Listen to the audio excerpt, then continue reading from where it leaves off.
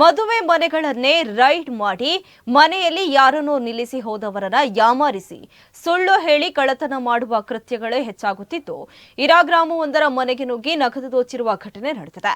ಇರಾ ಗ್ರಾಮದ ಕುರಿಯಾಡಿ ಪದ್ಮನಾಭ ಅವರ ಮನೆಯಲ್ಲಿ ಘಟನೆ ನಡೆದಿದ್ದು ಅವರ ಮಗಳ ಮದುವೆಗಾಗಿ ಮನೆ ಮಂದಿ ಮಂಜೇಶ್ವರ ಪೈವಳಿಕೆಗೆ ಹೋಗಿದ್ರು. ಹೀಗಾಗಿ ಮನೆಯಲ್ಲಿ ಇಬ್ಬರು ಮಹಿಳೆಯರನ್ನ ನಿಲ್ಲಿಸಿ ಹೋಗಿದ್ದಾರೆ. ಮನೆಗೆ ಬೈಕ್ನಲ್ಲಿ ಬಂದಾತ ಅಂಗಡಿ ಪದ್ಮಣ್ಣ ಅವರು ಮನೆಯಲ್ಲಿ ವಿದ್ಯುತ್ ಸರಿಯಿಲ್ಲ ಎಂದು ದುರಸ್ತಿಗೆ ಬರೋದಕ್ಕೆ ಹೇಳಿದ್ದಾರೆ ಎಂದು ಹೇಳಿ ಮನೆಯ ಒಳಗೆ ನುಗ್ಗಿದ್ದಾನೆ. ಒಳಗೆ ಹೋದಾಗ ವಿದ್ಯುತ್ ಫ್ಯೂಸ್ ಗಳನ್ನ ನೋಡಿ ದುರಸ್ತಿಯ ನಾಟಕವಾಡಿದ್ದು ಮಹಿಳೆಯರನ್ನ ನೆಲದಲ್ಲಿ ನಿಲ್ಲಬೇಡಿ, ಮರದ ಮಣೆಯಲ್ಲಿ ನಿಲ್ಲುವಂತೆ ಹೇಳಿದ್ದಾನೆ. ಅಲ್ಲಿಂದ ನೇರವಾಗಿ ಕೋಣೆಗೆ ಹೋಗಿದ್ದು. ಆಗ ಮಹಿಳೆ ಹಿಂದಿನಿಂದ ಹೋದಾಗ ನೀವು ಬರಬೇಡಿ, ಶಾಕ್ ಹೊಡೆಯುತ್ತೆ ಎಂದು ಹೇಳಿ ಮಹಿಳೆಯರು ಕೋಣೆಗೆ ಬರದಂತೆ ನೋಡಿಕೊಂಡಿದ್ದಾನೆ.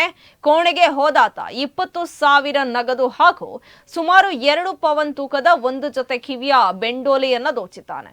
ಮದುವೆ ಮುಗಿಸಿ ಮನೆ ಮಂದಿ ಮನೆಗೆ ಬಂದಾಗ ಘಟನೆ ಬೆಳಕಿಗೆ ಬಂದಿದ್ದು ಕಳ್ಳ ಕೃತ್ಯ ಮುಗಿಸಿ ತೆರಳುವಾಗ ಪಕ್ಕದ ಮನೆಗೂ ವಿದ್ಯುತ್ ದುರಸ್ತಿಗೆ ಬರಲು ಹೇಳಿದ್ದಾರೆ ಎಂದು ಮನೆಯ ಬಳಿ ಹೋಗಿದ್ದು ಅಲ್ಲಿ ಯಾರೂ ಇಲ್ಲ ಎಂದು ಮಹಿಳೆಯರು ಹೇಳಿದಾಗ ಅಲ್ಲಿಂದ ತೆರಳಿದ್ದಾನೆ. ಬಂಟ್ವಾಳ ಗ್ರಾಮಾಂತರ ಪೊಲೀಸರು ಮನೆಗೆ ತೆರಳಿ ಪರಿಶೀಲನೆಯನ್ನ ನಡೆಸಿ ಪ್ರಕರಣವನ್ನ ದಾಖಲಿಸಿಕೊಂಡಿದ್ದಾರೆ.